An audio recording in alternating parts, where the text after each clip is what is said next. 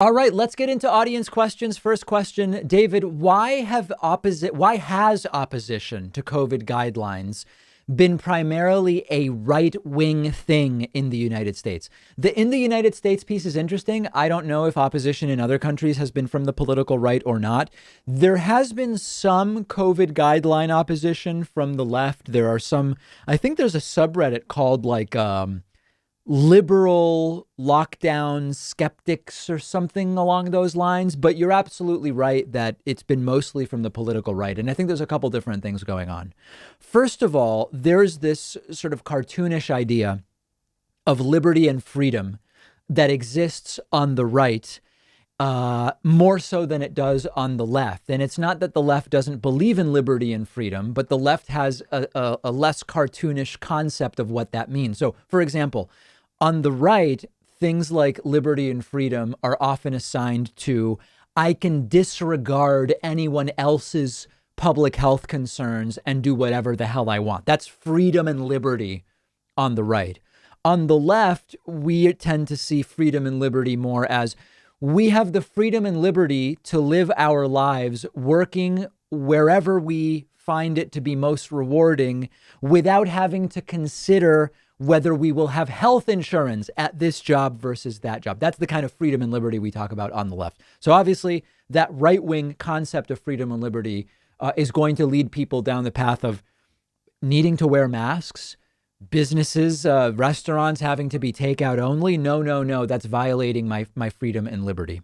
The other thing was certainly Trump related. And what I mean by that is Trump did nothing early.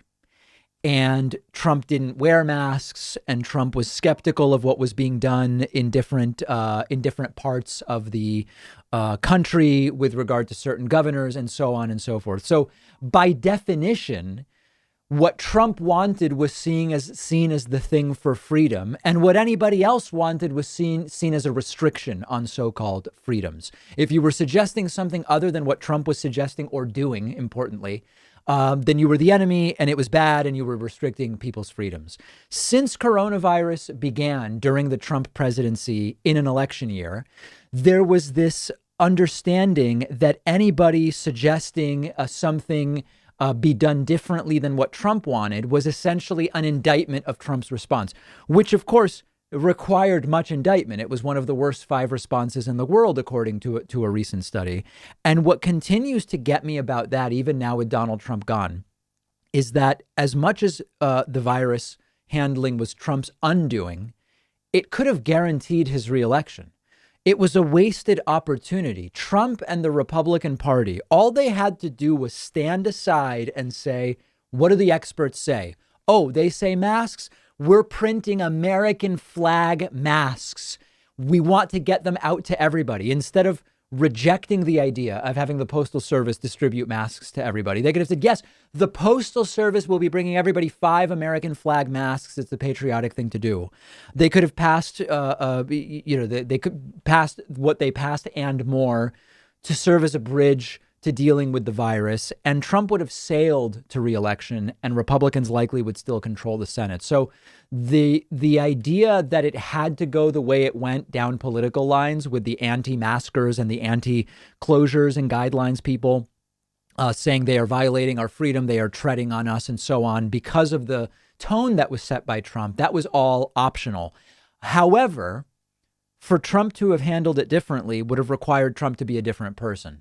The exact same narcissistic tendencies that are what a lot of people were drawn to Trump by were what prevented Donald Trump from doing what I suggested from the beginning, which is saying, let's do what the doctors say. Let's be patriots. It'll be tough, but we're all going to do it together. If Trump had sort of bought into that, he wouldn't have been Trump in a sense. And that's part of why he was unable to do it. I do think Trump's base would have followed him. I got a few emails saying, if Trump had done the stuff you're suggesting, his base wouldn't have followed him. I think that Trump's base was more than willing to be led in absolutely any direction at any point in time. And it was, listen, Trump would have had a second term had he dealt with it properly.